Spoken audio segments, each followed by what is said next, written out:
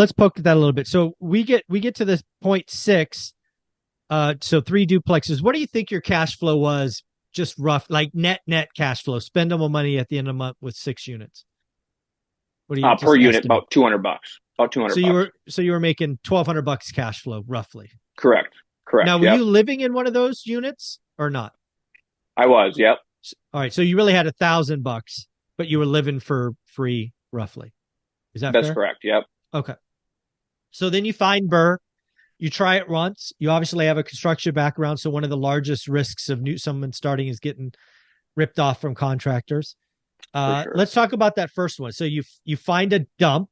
It's non-financeable. You probably go get a hard money loan. Was it kind of an 80% of purchase, 80% of construction, or what was the first hard money loan? Yeah, so definitely a dump. It was in Green Bay, Wisconsin. 65% of the ARV, so they'd lend up to 65% of the ARV. All I Okay. had to do was have a realtor put a CMA together, Hmm. comparable a market analysis, Okay. and they would lend up to 65%. And that's why I love the Midwest, is because you can find properties for 50, 60,000, put 20,000 into them. They're worth 100 grand, 110,000, and they rent for 12 to 1300 all day. And that's really what this one was. I bought it for 55,000, put 15,000 into it.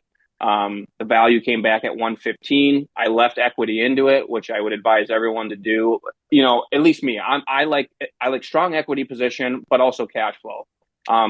Some people like pulling all the equity. I'm not that guy. I left equity in there, positioned myself that one at 70% loan to value, and my cash flow is not great really across my portfolio.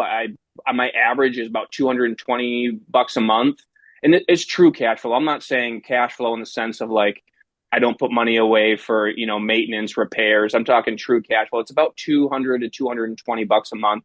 But I'm okay with that. I'm leveraged about 72%. And I'm okay with that.